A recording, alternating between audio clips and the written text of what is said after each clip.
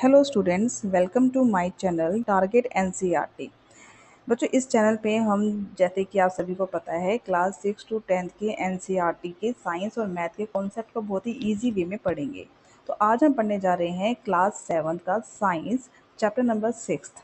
Chapter number 6 बच्चों बहुत ही interesting chapter है and name of this chapter is adolescence, a stage of growth and change. तो इसमें हम एडोलेसेंस के बारे में पढ़ेंगे। बहुत ही इंटरेस्टिंग चैप्टर है, लास्ट तक देखिए। ये चैप्टर इंपॉर्टेंट क्यों है? एक तो ये आपके एग्जाम पैटर्न के अकॉर्डिंग बहुत ही ज़्यादा इंपॉर्टेंट है। दूसरा, डे लाइफ में जो आपकी बॉडी में चेंजेस आ रहे हैं उसके अकॉर्डिंग भी ये चैप्टर बहुत ही ज़्यादा इंपॉर्टेंट है। आप सभी के मन में क्वेश्चन तो आता ही होगा कि जैसे ही हम बड़े होते जाते हैं हमारी वॉइस में चेंज आता रहता है, हमारे बिहेवियर में चेंज आता है, इमोशंस में चेंज आता है। तो ये सब चेंजेस क्यों आते हैं? मेंस्ट्रुएशंस क्या होते हैं? एडोलेसेंस पीरियड क्या होता है? तो ये सब क्वेश्चंस हमारे दिमाग में आते हैं जब हम इस पीरियड में होते हैं। तो उन सभी क्वेश्चंस के आंसर हम इस चैप्टर के माध्यम से समझेंगे। तो स्टार्ट करते हैं बिना टाइम वेस्ट किए। तो बच्चों, हमारे पास क्या है? Adolescence, a stage of growth and change. तो बच्चों, आपको एक चीज़ और ध्यान रखनी है, हम ये चैप्टर दो पार्ट में डिवाइड करेंगे। आज है पार्ट नंबर 1। ओके। तो adolescence, a stage of growth and change.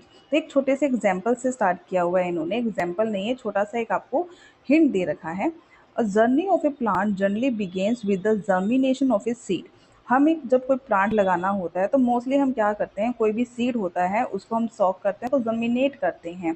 Germination हम क्लास 6 में पढ़ के आ रखे हैं, छोटी क्लासेस क्लास 4 5 में भी हमें पढ़ाया जाता है। तो मतलब कोई भी प्लांट लगाना है, आप क्या करोगे? सीड को क्या कर दोगे? जर्मिनेट कर दोगे। With the proper nourishment the seed become a sapling and mature into the young plant. अगर सीड को प्रॉपर नरिशमेंट मिलता है, जो सीड है वो धीरे धीरे प्लांट में, पौधे में, और एक यंग प्लांट, मतलब छोटा सैपलिंग का मतलब है यंगेस्ट, मतलब यंगेस्ट प्लांट, छोटा बेबी प्लांट जिसे आप बोल सकते हैं। और वो धीरे धीरे मैच्योर होकर यंग प्लांट में भी वो बन जाता है। And this journey is marked by some specific changes. और इस जर्नी के दौरान, ठीक है, प्लांट में बहुत सारे स्पेसिफिक चेंज आते हैं। क्या क्या चेंज आते हैं? उनकी हाइट इंक्रीज होती है, उनके अपीयरेंस में बदलाव आता है, जैसे कि उनके लीव्स, ज़्यादा से ज़्यादा लीव पर, जब वो बेबी प्लांट होता है उसमें लीव्स कम होते हैं, जैसे जैसे बढ़ना स्टार्ट होता है उसमें ज़्यादा से ज़्यादा लीव्स होना स्टार्ट हो जाते हैं, उसकी जो स्टेम है वो हार्ड होना स्टार्ट हो जाती है। And the development of flowers, fruits and new seeds. And from this seeds, जो हमें न्यू सीड्स मिलते हैं, और उस सीड से हम दोबारा से नए प्लांट हमें मिलते हैं। ओके। तो इससे हमें क्या समझ में आया है बच्चों? इससे हमको ये समझ में आया है कि जो प्लांट है, ठीक है, प्लांट को ग्रो करने के लिए हमें सीड चाहिए।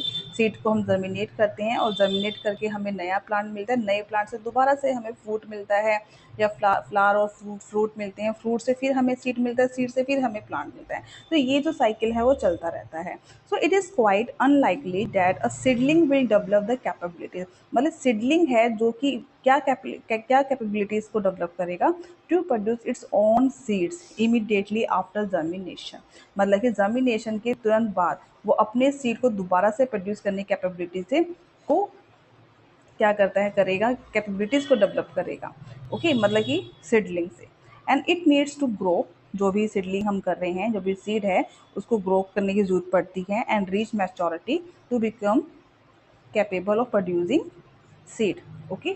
तो जो भी बेबी प्लांट होता है, सीड है, सीड को हम जर्मिनेट करते हैं, जर्मिनेट करके छोटा सा प्लांट निकलता है, फिर बड़ा प्लांट निकलता है, फिर फ्लावर्स निकलते हैं, फिर फ्रूट के अंदर सीड होता है। फिर उस दोबारा से हम उस सीड को क्या करते हैं? दोबारा से हम सीड का सेडलिंग करते हैं। ठीक है। तो सिमिलरली जैसे प्लांट के अंदर ग्रो होता है, और ग्रो होंगे, पहले वो छोटे होंगे, ग्रो होंगे, मैच्योर होंगे, तभी वो सीड को प्रोड्यूस करेंगे। तो कहता है similarly animals also need to grow. जितने भी एनिमल्स होते हैं उनको भी ग्रो होने की जरूरत होती है। And reach the maturity before they are reproduce, और दे कैन रिप्रोड्यूस, और रिप्रोड्यूस करने, और वो एक मैच्योरिटी लेवल तक पहुँचते हैं। उनकी मैच्योरिटी मतलब कि वो ग्रो करते हैं और वो मैच्योर होते हैं, so that before they can produce reproduce, ताकि वो रिप्रोड्यूस कर सकें। Some animals lay eggs that hatch into young ones. कहते कुछ एनिमल्स तो अंडे देते हैं जो कि छोटे छोटे यंग वंस प्रोड्यूस करते हैं, and hatch into the young ones, while others like human directly give birth to the young ones। जो ह्यूमन हो गए, और ऐसे बहुत से एनिमल्स हैं जो कि डायरेक्टली बच्चों को जन्म देते हैं। In both cases young ones gradually grow in size. दोनों ही केसेस में जो यंग वंस होते हैं, मतलब जो छोटे बच्चे होते हैं, उनका साइज बढ़ता है एंड डेवलप ओवर टाइम, और एक टाइम के साथ वो बढ़ते रहते हैं। तो आई होप बच्चों आपको समझ में आ गया होगा। तो यहाँ पे वो ये कहना चाह रहा है कि जिस प्रकार प्लांट, सीड से प्लांट बनता है, प्लांट से दोबारा से उसमें से फ्लावर बनते हैं, फ्रूट्स बनते हैं, सीड बनते हैं, सीड दोबारा से डेवलप करता है, तो ऐसे ही जो एनिमल्स होते हैं, ह्यूमन बींग्स होते हैं, वो भी क्या करते हैं, रिप्रोड्यूस करते हैं, ग्रो करते हैं और मैच्योर होते हैं, और ताकि वो रिप्रोड्यूस कर सके। ओके, सो आगे देखते हैं। कहते हैं the journey of life of human can be divided into different stages. कहते हैं जो जर्नी है ह्यूमन की, उसको हम डिफरेंट डिफरेंट स्टेजेस में डिवाइड कर सकते हैं। देखो ह्यूमन की जर्नी कितने स्टेजेस में है। एक तो इन्फेंसी है, चाइल्डहुड है, adolescence, adulthood and old age. सबसे पहले इन्फेंसी। इन्फेंसी का मतलब क्या, बहुत ही छोटा सा बच्चा जो जन्म लेता है उसे इन्फेंसी बोलते हैं, ठीक है। ओके, 0 to 2 ईयर्स में आते हैं। फिर चाइल्डहुड आ जाएगा, ठीक है, छोटा सा बचपन। फिर एडोलिसेंस आ जाएगा, फिर एडल्टहुड, बड़े हो जाएंगे, फिर old age. And each person experience these stages as their own pace and the duration of each stage में vary from one individual to another. और हर स्टेज पे जो पर्सन होता है, each person experience this stage their own pace, अपने ही space पे हर पर्सन इस एक्सपीरियंस को, इस स्टेज को एक्सपीरियंस करता है। Okay, and vary one individual to another. Obviously yes, एक इंडिविजुअल से दूसरे इंडिविजुअल भी अलग अलग होता है। From infancy to infancy to adulthood our bodies undergo various changes. कहते हैं जब इन्फेंसी, इन्फेंसी का मतलब बच्चों यहाँ पे क्या, छोटे बच्चे जो होते हैं 0 से 2 ईयर्स के जो बच्चे होते हैं वो इन्फेंसी में आते हैं। वो किस में आते हैं, हमारे इन्फेंसी में आते हैं। तो ये आपको ध्यान में रखना है। ओके, और जब वो अडल्टहुड में जाते हैं तो उनकी बॉडीज में बहुत सारे चेंजेस आते हैं। Okay, until around 10 to 12 years of age most changes are related to height and weight. 10 से 12 साल के जो बच्चे होते हैं, 10 से 12 साल की जो एज होती है बच्चों की, मोस्टली उसमें कौन कौन से चेंज आते हैं, हाइट में और वेट में। उनका वेट इंक्रीज होता है, उनकी हाइट इंक्रीज होती है। After this other noticeable changes begin to occur marking one set of adolescence। okay, उसके बाद जो है कुछ ऐसे चेंजेस आते हैं जो नोटिसेबल होते हैं, मतलब वो नोट किया जा सकता है। And this is a period of rapid growth, मतलब एक रैपिडली ग्रोथ होता है। 10 से 12 साल के बाद जो बच्चों में एक ग्रोथ आती है, वो एक रैपिडली ग्रोथ होता है और डेवलपमेंट होता है। Typically occurring between the age of 10 to 19, मतलब 10 से 19 साल तक के, 10 से 19 साल तक, ठीक है, 19 ईयर तक बच्चों के अंदर रैपिड चेंज आता है। उनकी हाइट बढ़ती है, उनका वेट बढ़ता है, ठीक है, बोलने का तरीका, उनमें वॉइस में चेंज, हेयर में चेंज, ओके, इन सब में। And during the adolescence the body prepare for adulthood. Adolescence के समय ही जो बॉडी है वो अपने आप को अडल्टहुड के लिए प्रिपेयर करती है, ठीक है। अडल्टहुड मतलब कि आफ्टर 19 एज, ओके, 19 साल के बाद की जो एज होगी वो हमारी अडल्टहुड में आ जाएगी। Human like most other living beings can not reproduce. कहते हैं ह्यूमन की तरह other living beings can not reproduce immediately after their birth। okay, their bodies need to grow and reach a stage of maturity to be able to reproduce। कहते हैं human की तरह ही जो other living beings होते हैं वो reproduce नहीं कर सकते immediately after their birth. Okay, तो जैसे ऐसा नहीं है कि ह्यूमन ने जैसे अभी बेबी है, इन्फेंसी हुआ, ठीक है, तो ऐसा नहीं कि वो तुरंत रिप्रोड्यूस करना स्टार्ट कर दे, ऐसा नहीं होता। उनकी बॉडी पहले ग्रो करती है, जो ह्यूमन की बॉडी होती है पहले क्या करती है, ग्रो करती है, और एक वो मेच्योरिटी के स्टेज पे पहुंचती है, ताकि वो maturity to be able to reproduce, ताकि वो रिप्रोड्यूस करने के योग्य हो सके। मतलब ये ह्यूमन ऐसा नहीं है कि आज ह्यूमन में जो बच्चे हैं वो 2 साल का, 3 साल का पैदा हुआ बच्चा और वो डायरेक्ट वो दोबारा से बच्चे पैदा करना स्टार्ट करे, ऐसा नहीं होता, ठीक है। ऐसा तो वैसे किसी में भी नहीं होता। सभी एनिमल्स में थोड़े से वो पहले मैच्योर होते हैं, लेकिन उनकी स्टेजेस थोड़ी कम होती है। ह्यूमन में इतनी जल्दी स्टेज नहीं आती कि बच्चा पैदा हुआ और 1 साल या 2 साल के अंदर वो रिप्रोड्यूस करना स्टार्ट करे, ऐसा ह्यूमन में तो नहीं होता। कहते हैं as human grow and develop they experience significant physical emotional behaviour changes. कहते हैं जब ह्यूमन ग्रो करता है, ठीक है, तो उनके अंदर कुछ फिजिकल इमोशनल एंड और कुछ बिहेवियल चेंजेस आते हैं along with ability to reproduce. Okay, some of these changes may be quite clearly observable. कहते हैं कुछ चेंजेस तो ऐसे होते हैं जिनको आप देख कर ही बता सकते हैं। जैसे हाइट बढ़ रही है, हम देख के बता सकते हैं कि उसकी हाइट तो, अरे वो पिछले साल तो इतना छोटे सी हाइट का था, अब वो इतना लंबा हो गया है, ठीक है। एंड जैसे बालों में चेंज आना, जैसे वॉइस में चेंज आना, और वेट, ये आप इस देख कर ऑब्जर्व करके बता सकते हैं क्या क्या चेंजेस आ रखे हैं। वाइल अदर्स अकर इंटरनली, कुछ हमारे आंतरिक होते हैं, अंदर होते हैं, एंड मे गो अननोटिस्ड, और जिनको हम अननोटिस नहीं कर सकते। हमारे अंदर क्या चेंज आ रहे हैं वो दूसरा पर्सन तो नहीं जज कर पाता, ठीक है। इन दिस चैप्टर, और इस चैप्टर में हमको यही देखना है कि हम क्या एक्सप्लोर करेंगे, एडोलिसेंस एक्सप्लोर करेंगे और अंडरस्टैंड इट्स इंपॉर्टेंट, इसकी इंपॉर्टेंस के बारे में जानेंगे, and learn how to handle it with a sense of responsibility, और हम इसे कैसे एक रिस्पॉन्सिबिलिटी के साथ इसको हम हैंडल कर सकते हैं। ओके, तो स्टार्ट करते हैं। सबसे पहले हमारे पास है growing with age. Okay, age के साथ जो हम ग्रो करते हैं उसके बारे में बात करेंगे। और हम इसे क्या बोलेंगे, द टीन एज ईयर्स। कहते during the summer vacation Venkatesh visit his grand parents. Venkatesh जो है अपने ग्रैंड पेरेंट्स के पास गया विजिट करने के लिए, कब, समर वेकेशन में। As he enter the house, जैसे ही उसने घर में एंटर किया, हिज 12 ईयर ओल्ड कजन, उसका जो 12 साल का कजन था Devyani, came running to greet him. वो भागता भागता आता है और उसको क्या कहता है, ग्रीट करता है। देखो दोनों के बीच क्या बात होती है। Venkatesh, you have a thin moustache now.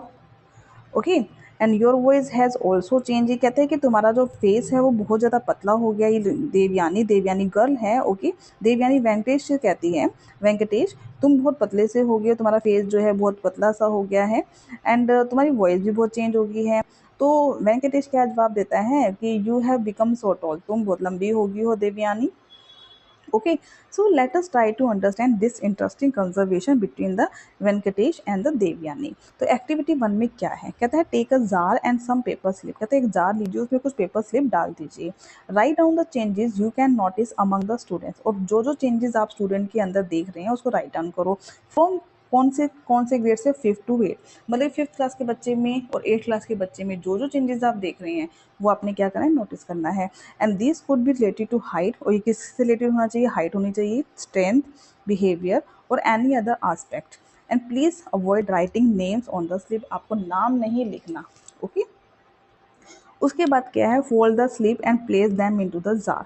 Mix all the slip receive from the student. जो भी आपको स्टूडेंट से स्लिप्स मिली हैं, आपने क्या करना है, उसको मिक्स कर देना है in the class, and unfold the collect slips 1 by 1, और 1 by 1 करके आपने उसे अनफोल्ड करना है, खोलना है।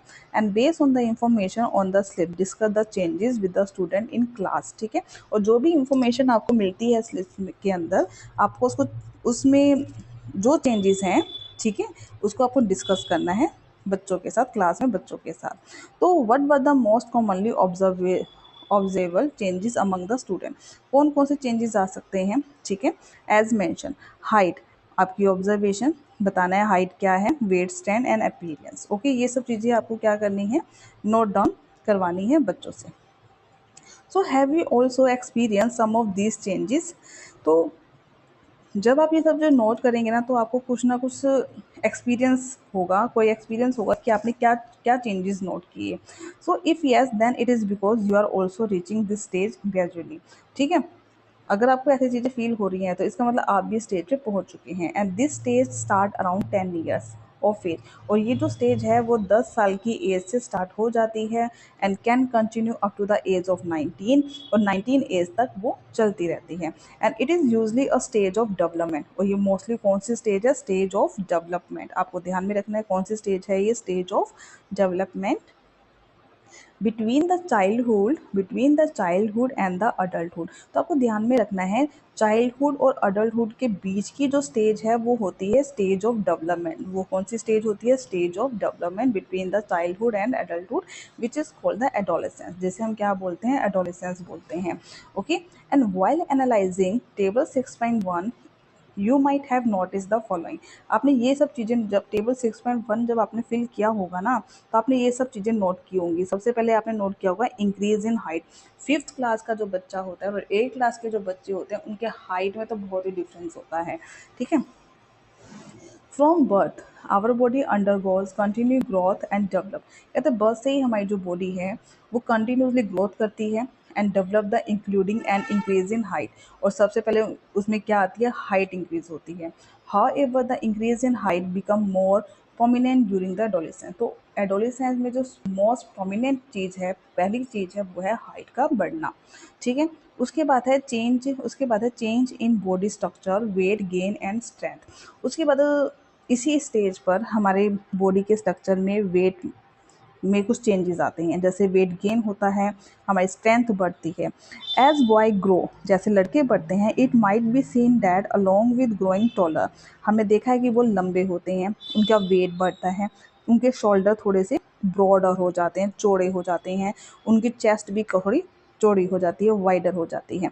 और गर्ल्स अंडर को चेंज, जब गर्ल्स की हाइट बढ़ती है, चेंज कुछ मतलब गर्ल्स में कुछ चेंजेस आते हैं, तो उनकी हाइट, वेट और कुछ बॉडी चेंजेस आते हैं। ठीक है, जैसे कि ब्रेस्ट का बढ़ना। ओके। उसके बाद और क्या चेंजेस आते हैं हमारे पास, चेंज इन वॉइस। तो बच्चों ये हम क्या पढ़ रहे हैं आपको पता होना चाहिए। हम ये पढ़ रहे हैं कि जब ग्रोइंग विद एज, एज के साथ जो बच्चा ग्रो करता है तो उसमें क्या क्या चेंज आते हैं। सबसे पहले हाइट में चेंज आता है, उसके बॉडी स्ट्रक्चर में उसका वेट बढ़ता है और उसकी स्ट्रेंथ बढ़ती है। उसके बाद वॉइस में भी चेंज आता है, वॉइस मतलब आवाज़। इन अडोलेसेंस बॉयज, ठीक है, growth of the voice box lead to a voice and sound hoarse. ठीक है, जो एडम्स एप्पल, एडम्स एप्पल क्या होता है बच्चों, जी पिक्चर में आपको ना एडम्स एप्पल लिखा हुआ है। ये क्या होता है कि जो बॉयज़ होते हैं ना, इनका कभी देखना गला आगे से थोड़ा सा उभरा हुआ सा होता है, इसे एडम्स एप्पल बोलते हैं। And the voice box is structure in our throat, voice box होता है हमारे थ्रोट के अंदर, that help us to speak, जो हमें बोलने के लिए हेल्प करता है। ठीक है, वॉइस के अंदर जो ग्रोथ होती है वॉइस बॉक्स की, डैट लीड्स टू वॉइस, जो कि वॉइस को लीड करती है, मतलब कि साउंड को बढ़ाती है। And the growth may be seen in the bump in throat region and is called the Adam's apple. कहते हैं ग्रोथ का आप कैसे बता सकते हैं कि वो ग्रोथ हो रही है, क्योंकि उनका एडम्स एप्पल जो है वो बढ़ना स्टार्ट हो जाता है। Okay, how ever it is not noticeable in every individual. देखिए ये सब में नहीं दिखता, हर लड़के में नहीं होता, लेकिन किसी किसी में पाया भी जाता है। And the voice box also grows in adolescence girls, और जो वॉइस बॉक्स है गर्ल्स में भी बढ़ता है, but it is not as big as in the boys, लेकिन ये लड़कों की तरह बड़ा नहीं होता Adam's apple, leading to only slight changes in the voice. तो आपने देखा होगा कि जो बॉयज़ होते हैं उनकी आवाज़ थोड़ी भारी सी हो जाती है, तो एडम्स एप्पल के कारण ही होती है। ठीक है, और जो गर्ल्स हैं उनकी आवाज़ बारीक होती है, एडम्स एप्पल गर्ल्स में भी होता है लेकिन उनका इतना ज़्यादा बड़ा नहीं होता। ओके। उसके बाद है appearance of here in different parts of the body. अब जैसे जैसे बच्चे बड़े होते हैं, बॉयज़ या girl, experience the growth of here in the different parts, हमारी बॉडी के अलग अलग पार्ट्स में हेयर भी ग्रोथ करते हैं, सच एज आर्म पिट्स, जैसे बगल के अंदर, प्यूबिक रीजन, जांघों के बीच में। And boys often develop facial hair, boys के चेहरों पर भी बाल आते हैं, which later grows into the moustache, जो कि उनके थोड़े दिनों बाद मूछें सी आ जाती हैं, बियर्ड का मतलब दाढ़ी आ जाना। As they move over the adulthood, जैसे जैसे वो अडल्टहुड में जाते हैं तो उनकी मूछें आ जाती हैं, दाढ़ी आ जाती हैं। ठीक है, और सम बॉयज़ में ऑल्सो डेवलप चेस्ट हेयर, कुछ लड़के ऐसे होते हैं जिनके चेस्ट पे भी बाल आते हैं, बैक पे भी हेयर होते हैं। And though few boys may have no significant hair growth, और कुछ लड़कों में नहीं होते। तो okay, so variation in and timing of appearance of hair growth is completely normal. और ये जो वेरिएशन होता है, किसी में बाल बहुत ज़्यादा आ जाते हैं, किसी के हेयर ग्रोथ ज़्यादा होती है, किसी की हेयर ग्रोथ कम होती है, ये बहुत नॉर्मल चीज़ है, इसके लिए आपको टेंशन लेने की जरूरत नहीं है। उसके बाद हमारे पास है चेंज इन फेशियल स्किन, अब स्किन में भी चेंज आता है। Another common occurrence during the adolescence year is a skin condition called acne, in which small reddish pimple appear. आपने देखा होगा जैसे हम बड़े होते हैं, 12-13 साल की उम्र में आते हैं, तो हमारे चेहरे पे कुछ रेडिश से मार्क करना स्टार्ट हो जाती है, जिसे एक्ने बोलते हैं। Okay, and these are commonly visible on the face, mostly कहाँ होते हैं, फेस पे होते हैं। Acne occur due to the increase in oily secretion from the skin during the adolescence that can clog the skin pores and lead to infection. Acne का main कारण क्या होता है, जो हमारी स्किन होती है उस पर जो ऑयल के जो पोर्स होते हैं, ठीक है, वो क्या होना स्टार्ट हो जाते हैं, क्लॉग होना स्टार्ट हो जाते हैं, जिसके कारण क्या होते हैं, वो बाहर निकलते हैं और वो फुंसी मतलब कि एक्ने का रूप ले लेते हैं। While acne is a condition, pimples are manifestation of it. Acne एक कंडीशन है और जो पिंपल्स हैं वो मैनिफेस्टेशन होता है। उसके बाद देखिए कुछ बात है जो हमको ध्यान में रखनी है। A key point to remember: whether it is a change in height, voice, facial hair, it is important to recognize that the timing, nature, extent of these changes vary among individual. देखो ये सब changes आते हैं height में, voice में, facial hair में, it is important. ठीक है, सो आपको मेन क्या बात ध्यान में रखनी है कि that the timing, nature and extent of this changes vary, ये वेरी करते हैं, मतलब कि सब इंडिविजुअल में सेम नहीं होता। कहीं आप सोचो कि उसकी तो हाइट बहुत बढ़ गई, मेरी नहीं बढ़ रही है, उसका तो हेयर ग्रोथ बहुत ज़्यादा हो गया, मेरा नहीं हो रहा। तो ये सब इंडिविजुअल होता है, सबका अलग अलग होता है, इसको आपको बिल्कुल टेंशन नहीं लेना है। And these variation are completely normal. ये नॉर्मल है, किसी में कम है, किसी में ज़्यादा है, तो ये चीज़ नॉर्मल है। इसको नहीं सोचना कि हमारा कम है तो हमारा कम क्यों नहीं है, ये बहुत सारे फैक्टर्स पे डिपेंड करता है। Okay, each person experience adolescence at his और हर ओन पेस। हर पर्सन अपने अपने स्थान पर ये जो एडोलिसेंस की जो स्टेज होती है उसको एक्सपीरियंस करता है। And this duration also varies from person to person. Okay, और ये जो है और ये भी वेरी करेगा person to person. Okay, so now we have understood some of changes that take place during the adolescence, particularly those that are easily observable. अब हमने कुछ ऐसे चेंजेस के बारे में डिस्कस किया जो कि ऑब्जर्वेबल है, जिनको ऑब्जर्व कर सकते हैं। And some of these characteristics change like change in voice, growth of facial chest hair in boys, development of breast in girls are not directly involve in the process of reproduction. अब ये सब चीज़ें जो होती हैं ना, body के अंदर ग्रोथ हो रहा है फेशियल का, चेस्ट हेयर का बॉयज़ के अंदर, या डेवलपमेंट हो रहा है ब्रेस्ट का गर्ल्स में, ये डायरेक्टली रिप्रोडक्शन का प्रोसेस नहीं है, ये आपको ध्यान में रखना है। However, these characteristics changes help distinguish male and female. ये जो characteristics हैं, ठीक है, जैसे वॉइस का चेंज होना, हेयर ग्रोथ होना, ये लड़के और लड़की में एक अंतर प्रदान करती है, मतलब कि हमें डिफरेंस पता लगता है, ये बॉय है, ये गर्ल है। For this reason they are called the secondary sexual characteristics. तो इसी करके हम इन सबको क्या बोलते हैं, सेकेंडरी सेक्सुअल करेक्टरिस्टिक्स। तो secondary sexual characteristics are the natural sign, एक नेचुरल साइन होता है that the body is preparing for the adulthood. Secondary sexual characteristics क्या हो गए, जैसे बॉडी का बढ़ना, ठीक है, वॉइस का चेंज होना, हेयर ग्रोथ होना, ये सब चीज़ें हमारी सेकेंडरी सेक्सुअल करेक्टरिस्टिक्स में आती हैं। और ये एक साइन होता है जो कि हमें ये बताता है कि बॉडी अपने आप को अडल्टहुड के लिए प्रिपेयर कर रही है। They mark the onset of the puberty, मतलब कि ये अब प्यूबर्टी के सेट पे जाते हैं। प्यूबर्टी क्या है? Puberty is the stage in which body of an adolescent undergo the external internal changes। Puberty एक ऐसी स्टेज होती है ह्यूमन की जिसमें बॉडी अपने आप को एक्सटर्नल और इंटरनल दोनों में, ठीक है, एडोलेसेंस में एक्सटर्नल और internal changes to develop into an adult capable to reproduction. मतलब कि एक्सटर्नल और इंटरनल दोनों में एक चेंजेस आते हैं, मतलब बॉडी अपने को डेवलप करती है एक्सटर्नल भी और इंटरनल भी, ताकि जो अडल्ट है वो रिप्रोडक्शन के लिए कैपेबल हो सके। वो होता है प्यूबर्टी। प्यूबर्टी एक स्टेज है। सेकेंडरी सेक्सुअल कैरेक्टरिस्टिक्स एक नेचुरल साइन होता है जो कि बॉडी को प्रिपेयर करता है अडल्टहुड के लिए। प्यूबर्टी बॉडी के अंदर एक स्टेज होती है जो कि एडोलेसेंस को एडोलेसेंस जिसमें external internal changes to develop into an adult capable of reproduction, जिसमें एक अडल्ट जो है रिप्रोडक्शन के लिए कैपेबल हो जाते हैं। ओके, नेक्स्ट चेंज हमारे पास आता है changes that indicate reproductive capability. Okay, अब ऐसे चेंजेस जिससे हमें ये पता लगता है कि अब रिप्रोडक्टिव कैपेबिलिटी बच्चे के अंदर आ चुकी है। देखो एडोलेसेंस क्या था, is mark not only by the observable change but also by the internal change.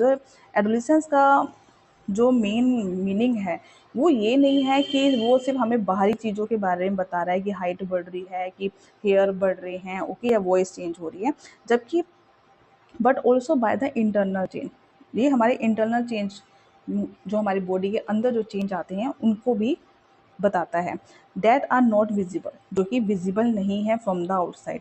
One such change is the maturation of various part involve in the process of reproduction. और in internal की बात कर रहे हैं, उसमें जो एक process होता है वो होता है रिप्रोडक्शन, जिसमें रिप्रोडक्शन का मैच्योरेशन होता है। One such change is the maturation of various part. हमारी बॉडी के इंटरनल पार्ट भी मैच्योर होते हैं, जिसमें जो इन्वॉल्व है वो क्या, प्रोसेस ऑफ रिप्रोडक्शन। कौन सा है, reproduction. Both boys and girls experience such changes gradually, दोनों के अंदर ये चेंजेस आते हैं।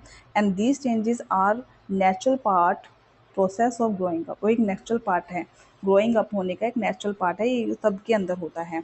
सो an important internal change associate with adolescence girl is, जो एक इम्पॉर्टेंट चेंज होता है एडोलिसेंस गर्ल में, is one set of menstrual cycle. एक कौन सा चेंज है, मेंस्ट्रुअल साइकिल। ओके, जो कि गर्ल्स में होता है, मतलब जो लड़कियां बड़ी होती हैं, एडोलेसेंस स्टेज पे आती हैं, तो उनमें एक चेंज आता है, वो है मेंस्ट्रुअल साइकिल। इट अब मेंस्ट्रुअल साइकिल क्या होता है, इसमें क्या होता है, it records generally every 28 to 30 days. Mostly ये कब आता है, 28 से 30 दिन के बीच आता है। And is more commonly known as the period, जिसको हम पीरियड बोलते हैं।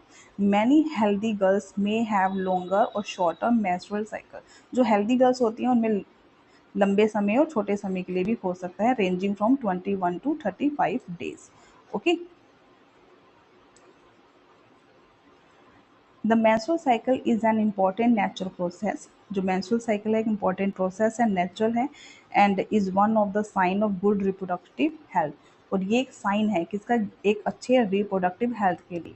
The phase of the cycle when body discharge occurs from the body is referred as a menstruation। जिस फेस पे बॉडी जो है, the phase of the cycle when blood is discharge, sorry, जब blood discharge होता है body में से, उसे हम बोलते हैं मेंस्ट्रुएशन। ठीक है, जब बॉडी में से मतलब कि हर 28 से 30 दिन के बाद जो मेंस्ट्रुएशन साइकिल स्टार्ट होता है, उसमें क्या होता है, ब्लड रिलीज होता है फ्रॉम द विजाइना। ओके, तो फिर उस पीरियड को हम बोलते हैं मेंस्ट्रुएशन। इट में लास्ट फॉर 3 to 7 डेज, ये 3 से 7 दिन के बीच होता है। सम गर्ल्स में फील पेन, किसी बहुत सी गर्ल्स को पेन भी होता है। डिकम्फर्ट इन द लोअर एब्डोमन, और जो हमारा निचला पार्ट होता है स्टमक का, पेट का जो निचला पार्ट होता है एब्डोमन, लोअर एब्डोमन जिसे बोलते हैं, वो डिस्कम्फर्ट का मतलब उसमें थोड़ा सा पेन होता है during this days. Usually by the age of 45 to 55 menstruation stop naturally. या तो 45 to 55 की एज में आकर ये जो मेंस्ट्रुएशंस होते हैं ये स्टॉप हो जाते हैं naturally, and marking the end of reproductive capability in women's life. और वुमेन्स लाइफ में रिप्रोडक्टिव जो कैपेबिलिटी होती है वो एंड हो जाता है। Okay, so breaking myth about the menstruation. अब मेंस्ट्रुएशन को लेके क्या क्या मिथ है, मतलब क्या क्या अफवाहें हैं। There are many wrong belief about the menstruation that often lead to unnecessary fear, shame, even guilt। menstruation होता है ये unnecessary का डर, शर्म या फिर गिल्ट होना, ये बिल्कुल गलत है। These beliefs have given rise to certain myths and taboos। Okay, इसके कारण जो है क्या है, कुछ फालतू की मिथ पैदा हो जाते हैं। And among such myth and taboos physical isolation menstruating girls is unfortunately still quite prevalent. और इन्हीं सब मिथ के कारण, इन्हीं सब टैबूज के कारण गर्ल्स क्या करते हैं, इसको प्रीविलेंट करती हैं, मतलब छुपा के रखती हैं। And menstruation is a natural process, menstruation natural process है, and such myth have no scientific basic. और जो भी फालतू की वाहें फैली हुई है मेंस्ट्रुएशन को, उसका कोई भी साइंटिफिक बेसिक नहीं है।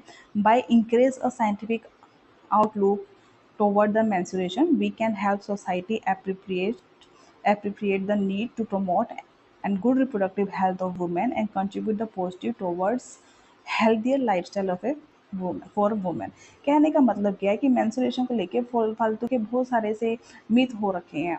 अब देखना कि आपको ये नहीं खाना, वहाँ मत जाओ, ऐसे मत उठो, वैसे मत करो, उससे मत बात करो, ठीक है। तो ये फालतू की जो चीज़ें हैं ना, इनको हटाओ, और साइंटिफिक है, जो गर्ल्स को प्रॉब्लम आ रही है उसको देखो कि उसको क्या प्रॉब्लम आ रही है मेंस्ट्रुएशन के अंदर, और उसका सोल्यूशंस निकालो, ताकि उसका जो रिप्रोडक्टर है, रिप्रोडक्टिव जो पार्ट है वो गुड, वो और भी हेल्दी हो सके। ओके, और वुमेन की हेल्थ भी अच्छी हो सके।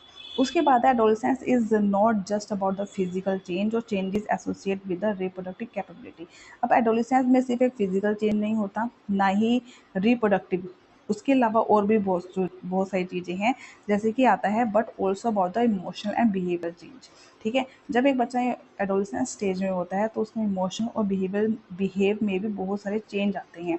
तो अब हम नेक्स्ट डिस्कस करेंगे emotional and behaviour changes of in adolescence। The take a moment to think if there are any change in your emotions or behavior or that of your classmate and friends in the past 1 or 2 years। कहता है कि 1 minute सोचिए, एक activity दे रखी है, कहता है 1 minute के लिए सोचिए कि पास्ट 2 ईयर्स मतलब कि पिछला सोचिए, ठीक है, कि कभी अ, अभी किसी क्लासमेट या फ्रेंड्स में के बिहेव में या इमोशन में कुछ चेंज आया हो, उस मोमेंट को सोचिए। एंड दीज चेंजेस में बी एक्साइटेड, और ये चेंजेस बहुत सारे हो सकते हैं, एक्साइटेड भी हो सकते हैं, क्या पता आपका फ्रेंड बहुत ज़्यादा खुश हो, कंफ्यूजिंग भी हो सकता है, और दोनों हो सकते हैं। So let us list some emotional change, कुछ इमोशनल चेंज का हम क्या करेंगे, लिस्ट बनाएंगे अलोंग विद, एक टेबल दे रखा है, table 6.2, along with their probable effect on behavior and ways for positive growth and development. Emotional change, their probable effects on behavior and ways of positive growth. देखो क्या है, mood swing, दो सबसे पहले हमारे पास है की इमोशन में mood swings. Okay, probable effect क्या होता है, बिहेव पर क्या, मतलब जब हमारे मूड स्विंग होते हैं तो हमारे व्यवहार पे क्या क्या चेंज आते हैं। Engage in varied activities like music, dance and sport. तो हम इंगेज कर लेते हैं, तब हमें क्या करना चाहिए, हमने अपने आप को इंगेज करना चाहिए एक्टिविटीज़ में, जैसे कि म्यूज़िक में। मूड स्विंग का मतलब कभी गुस्सा आ जाना, ठीक है, बार बार किसी बात पे चिड़चिड़ापन हो जाना। तो हमको क्या करना है, हमको अपने आप को इंगेज करना है, ठीक है। तो कौन, किस चीज़ में, म्यूज़िक में, डांस में और स्पोर्ट्स में। ways for positive growth and development, self exploration, involvement in activities that may lead to creative innovation। जब आप ऐसी चीज़ें करेंगे तो इससे क्या होगा, आपकी क्रिएटिविटी बढ़ेगी, इनोवेशन भी बढ़ेगा। स्ट्रॉन्ग इमोशंस, ठीक है, जब इमोशन बहुत स्ट्रॉन्ग होते हैं। Increase sensitivity, compassion, involvement in a social work. Okay, जब आपके इमोशन बहुत स्ट्रॉन्ग हो, इमोशन बहुत स्ट्रॉन्ग होने का मतलब क्या है कि सामने आपके मतलब कि फैमिली में कुछ हादसा भी हो जाए, फिर भी आप अपने को स्ट्रॉन्ग रखते हैं और आप दूसरों की हेल्प करने के बारे में सोचते हैं, ठीक है। कि आपको लगता है कि मैं भी यहाँ पे रोने लग जाऊँगा या मैं भी कुछ डाउन हो जाऊँगा, इससे बेटर है कि मैं दूसरों को भी चुप कराऊँ, दूसरों को भी हैप्पी करने की कोशिश करूँ। तो उस टाइम पे क्या होता है, आपकी सेंसिटिविटी इंक्रीज़ होती है। तब उस टाइम पे आपको क्या करना चाहिए, कौन-सा पॉजिटिव ग्रोथ होता है, कंपैशन होता है, इन्वॉल्वमेंट इन सोशल वर्क होता है। एनी अदर आप बताएँ? उसके बाद क्या है, while discussing table 6.2, you may have explored the diverse behavior change in the adolescence. Diverse change, okay, this is because adolescence is often marked by stronger emotions. जो adolescence हैं mostly कैसे mark किए जाते हैं, stronger emotions than the childhood. Childhood में जो emotions होते हैं, ठीक है, वो थोड़े वीक होते हैं as compare adolescence. These emotions might affect the adolescent behaviour like taking up, joining social initiatives to support the needy and the disadvantaged, or developing deeper interest in the new areas, ठीक है। Adolescence में क्या है, जिनके stronger emotions होते हैं, जो childhood से, एटलीस्ट चाइल्डहुड से तो इमोशन हमारे स्ट्रॉन्गर ही होते हैं एडोलिसेंस स्टेज पे। तो ये जो इमोशंस होते हैं, वो जो एडोलिसेंट होते हैं उनके बिहेवियर पे क्या प्रभाव पड़ता है कि वो taking up joining the social initiative, वो सामाजिककरण में इन्वॉल्व होना स्टार्ट हो जाते हैं, सपोर्ट करते हैं, नीडी लोगों का सपोर्ट करते हैं, ओके। एंड द डिसएडवांटेज और developing the deeper interest in the new areas, और जो नए नए एरियाज होते हैं उनकी डेवलपिंग में डीपर, मतलब उनकी डेवलपिंग और इंटरेस्ट लेते हैं। Understanding how our emotions influence our behavior and action can help us make better choice and respond to situation thoughtfully। कहते हैं कि जिस दिन हमें इस चीज़ की अंडरस्टैंडिंग आ जाती है अपने इमोशंस की, हाउ आवर इमोशंस इन्फ्लुएंस, कि हम अपने इमोशन कैसे इन्फ्लुएंस कर सकते हैं अपने बिहेवियर के साथ, ठीक है, कि हमारे इमोशंस हमारे बिहेवियर कैसे इन्फ्लुएंस करते हैं हमारे एक्शंस को। तो वो हमें can help us make a better choice, वो हमारी हेल्प करते हैं हमारी बेटर चॉइस बनने के लिए, ताकि हम ज़्यादा से ज़्यादा रिस्पॉन्ड कर सकें and respond to the to situation thoughtfully. जो भी सिचुएशन है उसको हम थॉटफुली रिस्पॉन्ड कर सकें, ओके। तो वो जो आज तो हमने यहाँ तक पढ़ा, हमने ये हमारा पार्ट 1 था। आई होप आपको बिल्कुल चैप्टर समझ में आया होगा। अगर वीडियो अच्छी लगे तो वीडियो को लाइक करें, शेयर करें, सब्सक्राइब करें। मिलते हैं पार्ट 2 में, और जिसमें हम पढ़ेंगे कि मेकिंग एडोलेसेंस अ जॉयफुल एक्सपीरियंस, ओके। तब तक टेक केयर, बाय बाय।